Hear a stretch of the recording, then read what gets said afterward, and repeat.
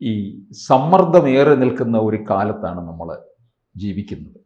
ഒരു കാലത്ത് വിദ്യാർത്ഥികളുടെ ഇടയിലായിരുന്നു ഈ സമ്മർദ്ദം കൂടുതൽ, ഒപ്പം രക്ഷിതാക്കളുടെ ഇടയിലും. പഠിച്ചു തീർക്കാത്തതിൻ്റെ പേരിൽ, അതല്ലെന്നുണ്ടെങ്കിൽ മറ്റുള്ളവരോടൊപ്പം എത്താൻ കഴിയാത്തതിൻ്റെ പേരിൽ ഇത്തരത്തിൽ സ്ഥാനമാനങ്ങൾ അതിലൂടെ നഷ്ടപ്പെടുന്നതിലുള്ള സമ്മർദ്ദമൊക്കെ കൂടിക്കൊണ്ടിരുന്നു. ഇപ്പോഴുണ്ടാകുന്ന മറ്റൊരു പുതിയ സമ്മർദ്ദമാണ് ഈ രാഷ്ട്രീയക്കാരുടെ ഇടയിലേക്ക് വരികയാണ്. അതും സീറ്റ് കിട്ടാത്തതിൻ്റെ പേരിലാണ് നമ്മളത് കാണുന്നത്. ഒരു കാലത്ത് നമുക്കറിയാം, കോൺഗ്രസ്സിലൊക്കെ സീറ്റ് കിട്ടാതെ വന്നപ്പോൾ ഈ അവരുടെ KPCC ആസ്ഥാനത്ത് പോയി മുൻപിൽ പോയി നിന്ന് തലമുണ്ടനം ചെയ്തിട്ടുള്ളതൊക്കെ നമ്മൾ കേട്ടിട്ടുണ്ട്. പക്ഷേ ഇന്നതല്ല, അവരുടെ ജീവിതം തന്നെ ഫുൾ സ്റ്റോപ്പ് ഇടുകയാണ് ചെയ്യുന്നത്. ഇവർക്കും രാഷ്ട്രീയക്കാർക്കും ശരിക്കും കൗൺസിലിംഗ് ആവശ്യമാണ്. അതാണ് സത്യം. രാഷ്ട്രീയക്കാർക്ക് കൗൺസിലിംഗ് ആവശ്യമാണ്. ഒരു പ്രധാനപ്പെട്ട സംഗതി അതാണ്. പക്ഷെ എനിക്ക് തോന്നുന്നു രാഷ്ട്രീയത്തിൽ അവരുടെ ആശയം, അവരുടെ ആദർശം, അവരുടെ ജീവിത രീതി ഇതെല്ലാം പഠിപ്പിക്കുന്ന പദ്ധതി മുമ്പുണ്ടായിരുന്നു. പക്ഷേ ഇപ്പം രാഷ്ട്രീയത്തിൽ വരുന്ന ആൾക്കാർ ഇതെല്ലാം ഉൾക്കൊള്ളണമെന്ന് ആഗ്രഹിച്ചുകൊണ്ടാണോ? തിരിച്ച് ചോദ്യമാണ്. എനിക്ക് തോന്നുന്നു അങ്ങനെയില്ല. ഇൻ്റർനാഷണൽ കോൺഗ്രസ്സിൽ ആ കോൺഗ്രസ് തുടങ്ങിയ കാലത്ത്, അതിനുശേഷം ഉണ്ടായിട്ടില്ല, ഇതേപോലത്തെ ആദർശത്തെ ഉൾക്കൊണ്ടുകൊണ്ട് അത് രാഷ്ട്രത്തോട് സ്നേഹം ഉദ്യോതിപ്പിക്കുന്ന വിധത്തിലുള്ള ഒരു ചിന്തയ്ക്ക് പഠനം ഉണ്ടായിരുന്നു, വായന ഉണ്ടായിരുന്നു, പഠനം ഉണ്ടായിരുന്നു, ജീവിത രീതി ഉണ്ടായിരുന്നു. ഖദർ ധരിക്കണം, നൂല് നൂൽക്കണം, ഈ വിധത്തിലെല്ലാം.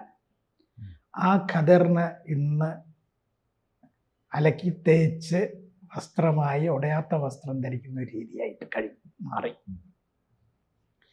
എല്ലാ പാർട്ടിക്കും ഉണ്ടായിരുന്നു. ദസ് ക്യാപിറ്റൽ പഠിക്കും പഠന ക്ലാസ്സുകൾ ഉണ്ടായിരുന്നു. ശരിക്കും വിളക്ക് കത്തിച്ച് വെച്ചിട്ട് ആ വിളക്കിൻ്റെ മുമ്പിൽ രഹസ്യമായിട്ട് ക്ലാസ്സുകൾ എടുത്തിരുന്ന കമ്മ്യൂണിസ്റ്റ് പാർട്ടി. കമ്മ്യൂണിസ്റ്റോട്, അതിൻ്റെ ആദർശത്തോട് നമുക്ക് വിരുദ്ധത ഉണ്ടാകും പലർക്കും. പക്ഷേ കമ്മ്യൂണിസ്റ്റ് പാർട്ടി ക്ലാസ് ഉണ്ടായിരുന്നു. അവരുടെ ആശയ സമ്മേളനം സത്യസന്ധമായുള്ള ആശയം ആയിരിക്കില്ല, പക്ഷേ ആശയം പ്രചരിപ്പിക്കാൻ വേണ്ടി, അതനുസരിച്ച് ജീവിക്കാൻ വേണ്ടി അവർക്ക് പഠനങ്ങൾ ഉണ്ടായിരുന്നു, അവരുടെ ക്ലാസ്സുകൾ ഉണ്ടായിരുന്നു. ഭാരതീയ ജനതാ പാർട്ടി, ഇപ്പോൾ ദേശീയ കക്ഷികളെ കുറിച്ച് പറഞ്ഞാൽ അതിനുണ്ടായിരുന്നു. അതിൻ്റെ പൂർവ്വകക്ഷിയായിരിക്കുന്ന BJPക്ക് ദീനദയാൽ ഉപാധ്യായയുടെ ഏകാത്മ മാനവ ദർശനമായിരുന്നു അവരുടെ പഠനം. ഇതെല്ലാം അത് പഠിപ്പിക്കുന്ന സമയത്ത് ദീനദയാൽ ഉപാധ്യായ ആരാന്നുള്ളതും കൂടി പഠിക്കേണ്ടിയിരുന്നു.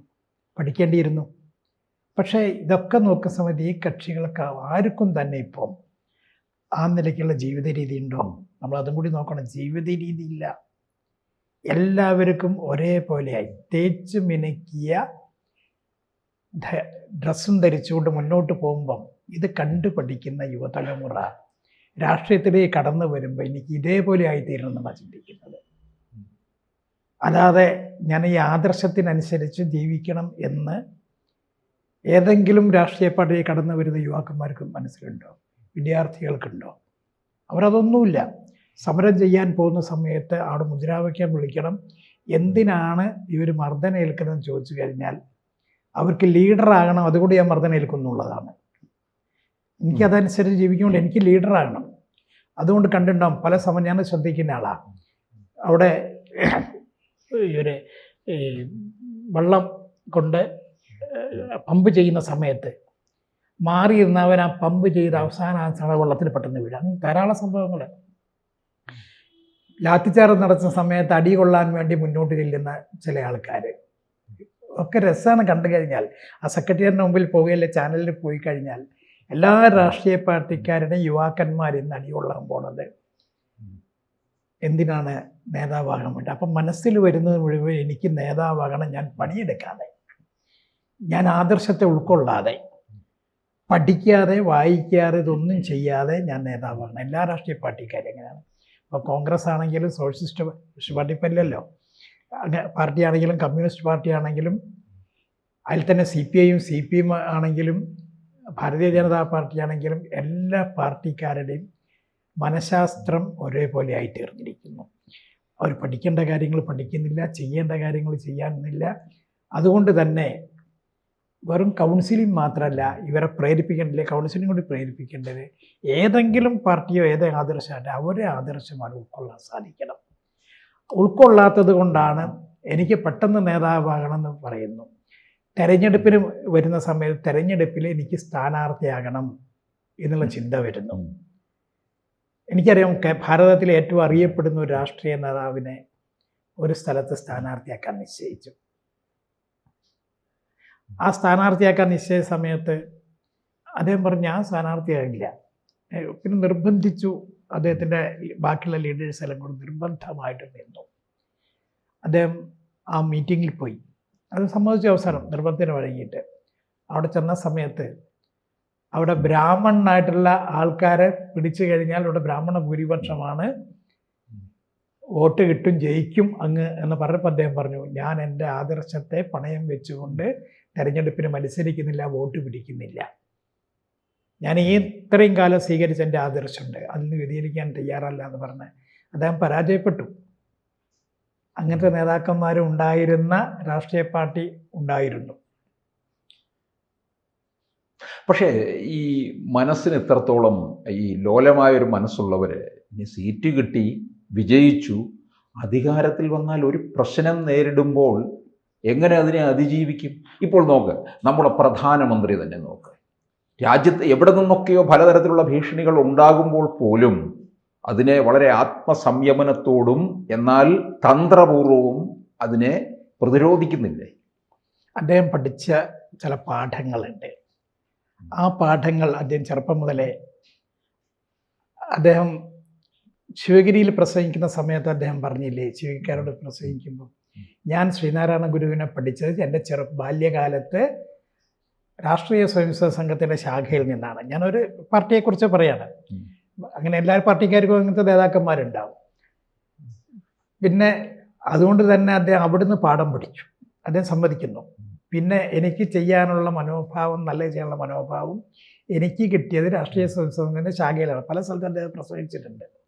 സംഘത്തിൻ്റെ 100 വർഷം എന്നുള്ളത് അദ്ദേഹം വ്യക്തമായിട്ട് ഇത് പറഞ്ഞിട്ടുണ്ട്. അപ്പോൾ ആ മൂശയിൽ നിന്ന് വളരുന്ന സമയത്ത് അദ്ദേഹം അത് ഉൾക്കൊള്ളാൻ തയ്യാറായി, അതനുസരിച്ച് ജീവിക്കാൻ തയ്യാറായി. അതുകൊണ്ട് അതിൽ പഠിപ്പിക്കുന്ന ചില കാര്യങ്ങളുണ്ട്. അവർ അതിലെന്താ പഠിപ്പിക്കുന്നത്? അതിൽ ധീരമായി മുന്നോട്ട് പോകാൻ, ധ്യേയനിഷ്ഠ, സുശീലം, ഇത്ര കുറേ കാര്യങ്ങളുണ്ട്. 5 ഗുണങ്ങളെക്കുറിച്ച് അവർ പഠിപ്പിക്കുന്നുണ്ട്. ഇതെല്ലാം ഉൾക്കൊണ്ടൊരു മനുഷ്യനെ സംബന്ധിച്ചിടത്തോളം അദ്ദേഹത്തിന് ഇത്തരം കാര്യങ്ങൾ മുഴുവൻ അതിജീവിച്ചു. ശ്രീനാരായണ ഗുരുവിൻ്റെ ദർശനവും ജീവിതവും ഒക്കെ ഒരുപാട് പ്രയോജനം കിട്ടിയിട്ടുണ്ട്. കാരണം ഈ പറഞ്ഞ RSSൻ്റെ ശാഖയിൽ രാവിലെ തന്നെ അതിൻ്റെ പ്രവർത്തകർ മീറ്റർ ആദ്യം അതിൻ്റെ അവരുടെ പ്രാതസ്മരണയിൽ ശ്രീനാരായണ ഗുരുദേവനെ കുറിച്ചുണ്ട്. ഈ എനിക്കറിയാവുന്ന മാർത്തോമ സഭയിലെ ഒരു ബിഷപ്പുണ്ട്, മാർ തിയോഡിയോഷ്യസ് എപ്പിസ്കോപ്പ. ഇദ്ദേഹത്തിൻ്റെ ഡോക്ടറേറ്റ് ശ്രീനാരായണ ഗുരുവിൻ്റെ ദർശനങ്ങളായിരിക്കും. അത് അങ്ങനത്തെ ഉണ്ട്. അപ്പം ശ്രീനാരായണ ഗുരുവിൻ്റെ ദർശനത്തിൽ നിന്ന് പലതും എടുക്കാൻ ഈ രാഷ്ട്രീയക്കാർ പറയുമ്പോൾ അല്ലല്ലോ ശ്രീനാരായണ ഗുരുവിൻ്റെ ജീവിതം അദ്ദേഹത്തിനതും. രാഷ്ട്രീയക്കാർ ആകെ അറിയുന്നത് ഒരു ജാതി, ഒരു മതം, ഒരു ദൈവം. ഏത് സാഹചര്യത്തിൽ പറഞ്ഞു എന്നുള്ളത് പോലും പറയുന്നില്ല. ഇത് തന്നെയാണ് ഇപ്പം ഈ പറയുന്ന അത് ഡൈവേർട്ട് ചെയ്യുന്നത് പോലെയാണ് ഇവിടുത്തെ രാഷ്ട്രീയക്കാരൻ അവരുടെ പ്രസ്ഥാനത്തെക്കുറിച്ചിട്ടും ഇതൊന്നും പഠിക്കാതെ എന്തൊക്കെയാണ് എന്നുള്ളത് മനസ്സിലാക്കി വെച്ചിരിക്കുന്നത്. അപ്പം രാഷ്ട്രീയത്തിൽ പഠിക്കേണ്ട കാര്യങ്ങൾ പഠിക്കുന്നില്ല, ഉൾക്കൊള്ളുന്നില്ല. ഇതൊരു കാരണമാണ്. ഞാൻ ആദ്യം പറഞ്ഞില്ലേ, പണ്ഡിറ്റ് ദീൻദയാൽ ഉപാധ്യായയെ കുറിച്ചിട്ടാണ് ഞാനത് പറഞ്ഞത്. അദ്ദേഹത്തിൻ്റെതാണ് ഏകാത്മ മാനവ ദർശനം. അപ്പം ഇന്നത്തെ BJP അംഗീകരിച്ചിരിക്കുന്നത് ദീൻദയാൽജി, രാം മനോഹർ ലോഹ്യ, ഗാന്ധിജി, ഈ 3 പേരുടെയും ജീവിതങ്ങൾ ഉൾക്കൊണ്ടുകൊണ്ട് അവരുടെ സംഭാവന ഉൾക്കൊണ്ടുകൊണ്ടാണല്ലോ ഈ ഭാരതീയ ജനതാ പാർട്ടി മുന്നോട്ട് പോകേണ്ടത്. അപ്പം അതിൽ ഉൾക്കൊള്ളേണ്ടവർ ഉൾക്കൊണ്ടു. ഒപ്പം താങ്കൾ പറഞ്ഞ ഈ നരേന്ദ്രമോദിജിയുടെ ജീവിത ദൗത്യം, അദ്ദേഹത്തിൻ്റെ ജീവിത രീതി, അദ്ദേഹം മുന്നോട്ട് വരുന്ന അദ്ദേഹത്തിൻ്റെ കാഴ്ചപ്പാട്, എന്തിനേയും നേരിടാനുള്ള സ്വഭാവം, BJPയുടെ അനുയായികൾ അത് സ്വീകരിക്കണ്ടേ? സ്വീകരിക്കുകയാണെങ്കിൽ, ഞാൻ BJPയുടെ മാത്രമല്ല, സ്വീകരിക്കുകയാണെങ്കിൽ ഏതെങ്കിലും ഒരു BJPക്കാരൻ എനിക്ക് അധികാരം വേണമെന്ന് പറഞ്ഞ് മുന്നോട്ട് വരുമോ? ആരാണെങ്കിൽ എൻ്റെ പാർട്ടി വന്നാലെന്നല്ലേ ആഗ്രഹിക്കുക. എൻ്റെ പാർട്ടി വരണം. ആ പാർട്ടി വന്നാൽ തന്നെ രാഷ്ട്രത്തിന് വേണ്ടി പ്രവർത്തിക്കുന്ന ആളുകളെ ഈ രാഷ്ട്രത്തിൻ്റെ ഉയർച്ചയായിരിക്കണം അദ്ദേഹത്തിൻ്റെ അവരുടെ അന്തിമ ലക്ഷ്യം എന്ന് ചിന്തിക്കുന്ന ആളായിരിക്കണ്ടേ. ആ ചിന്താഗതി ഇല്ലാത്തതിൻ്റെ ഫലമായിട്ടാണല്ലോ എനിക്കിതിൽ വരണം. അപ്പോൾ എന്താണ് എൻ്റെ ഉദ്ദേശം? അതിൽ വന്ന് ഞാൻ ആളാകണം, വേണ്ടി വന്നാൽ അഴിമതിയും കൂടി നടത്തണം. ഇന്ന് രാഷ്ട്രീയക്കാരെന്ന് പറഞ്ഞാൽ ആൾക്കാരെ പ്രാദേശികമായിട്ട് കാണുന്നത് അഴിമതിയാണല്ലോ. കൗൺസിലർ, MLA, MP ഇവിടെ നോക്കിയാൽ കാണാൻ പറ്റും. ഇവിടെ നല്ല MP-മാർ, MLA-മാരൊക്കെ ഉള്ള ആൾക്കാരുടെ അവരുണ്ടാക്കി വെച്ച ചില സ്ഥലങ്ങൾ ഇതുണ്ട്. ഉദാഹരണം പറഞ്ഞാൽ രാജഗോപാൽ, ഞാൻ ആ പാർട്ടിയെ പറയില്ല. രാജഗോപാൽ പിന്നെ MLA ഫണ്ടിൽ നിന്ന് നിർമ്മിച്ച ഒരൊറ്റ ബസ് സ്റ്റൻഡ് പോലും പൊളിഞ്ഞിട്ടില്ല. 10 വർഷം മുമ്പാണ്. അതിനുശേഷം 5 വർഷം കൊണ്ട് നിർമ്മിച്ച ബസ് സ്റ്റൻഡിൻ്റെ തുകകളും നോക്കിയാൽ അദ്ദേഹത്തിന് മുഴുവൻ എഴുതി വെച്ചിട്ടുണ്ട്. ഓരോ സ്ഥലം ഇത്ര രൂപ ചിലവായി എന്ന് പറഞ്ഞ്. എല്ലാം പൊളിഞ്ഞിട്ടുണ്ട് ബാക്കിയുള്ളവരത്. 5 വർഷത്തെ പഴക്കമുള്ളത്. എന്താ കാരണം? അതിൽ വൻ അഴിമതി കാണിച്ചു. മറ്റേ അദ്ദേഹം നിന്നു, ആരും ഏൽപ്പിച്ചില്ല. ചെയ്യുന്ന സമയത്ത് പോയി നിന്നു, നോക്കി, അതിലെന്തെങ്കിലും കുഴപ്പമുണ്ടോ നോക്കി, അതിനുശേഷം അംഗീകരിച്ചു. അപ്പം അങ്ങനത്തെ ആൾക്കാർ എല്ലാ രംഗത്തേക്കും വരുന്നതിന് പകരം അഴിമതി എനിക്ക് നടത്തണമെന്ന് ആഗ്രഹിച്ചുകൊണ്ട് രാഷ്ട്രീയത്തിൽ വന്ന് ആ രാഷ്ട്രീയത്തിൽ നേതാവാകാൻ നടക്കുന്ന ആൾക്കാർ അവർ പുറത്തില്ല. രണ്ടാമത്തത്, ആത്മഹത്യ ചെയ്യേണ്ട കാര്യം ശരിക്കും അല്ലാതെ എന്താ ഉള്ളത്? എനിക്ക് തോന്നുന്നപ്പോൾ ഒരു രാഷ്ട്രീയ സ്കൂള് അത്യാവശ്യമാണ്. അതെല്ലാ പാർട്ടിക്കാരും എല്ലാവർക്കും വേണ്ടി, എല്ലാ പാർട്ടിക്കാരും വിളിച്ചുകൊണ്ടുള്ള സ്കൂൾ. അവർ ഏത് ആദർശത്തിൽ വിശ്വസിക്കട്ടെ, പക്ഷെ അവർക്ക് വേണ്ടിയുള്ള സ്കൂൾ വേണം. അതിനകത്തൂടെ കിട്ടുന്ന ശിക്ഷണം വളരെ പ്രധാനമായിരിക്കണം. പിന്നെ വേറെ ഒന്നും കൂടിയുണ്ട്. പിന്നെ പ്രവർത്തകർ ഏത് രാഷ്ട്രീയ പാർട്ടിയിലാണെങ്കിലും താഴേക്കടയിൽ നിന്ന് പ്രവർത്തിച്ചു വരുന്ന പ്രവർത്തകരെ അംഗീകരിക്കുന്ന സ്വഭാവം പാർട്ടി നേതാക്കന്മാർക്കും നല്ലതല്ല. അതൊരു പ്രധാനപ്പെട്ട ഘടകമാണ്. ഏത് സിനിമാ ഫീൽഡിൽ നിന്നോ ബാക്കിയുള്ള കാര്യങ്ങളിലൊക്കെ നോക്കി നടക്കുന്ന ആ സമയത്ത് പറയുന്ന വാചകങ്ങൾ നോക്കിക്കൊണ്ട് വന്ന് അവരെ പിടിച്ച് പിന്നെ സ്ഥാനാർത്ഥിയാക്കി അവരെ പ്രൊജക്റ്റ് ചെയ്ത് കാണിച്ച്, സാധാരണ പ്രവർത്തകർ സ്വാഭാവികമായിട്ടും മനുഷ്യരാണ്. അവരുടെ മനസ്സിലും വിഷമങ്ങൾ ഉണ്ടാകാം, അതും സംഭവിക്കും. പക്ഷെ ഇതിന് എല്ലാറ്റിനും പരിഹാരമാണ് ശരിക്ക് ഈ പഠന സ്കൂൾ എന്നുള്ള സ്ഥാപനം. കൂടുതൽ വാർത്തകളും വിശേഷങ്ങളും നിങ്ങളിലേക്ക് എത്താൻ ABC മലയാളം സബ്സ്ക്രൈബ് ചെയ്യുക, ബെൽ ബട്ടണും അമർത്തുക.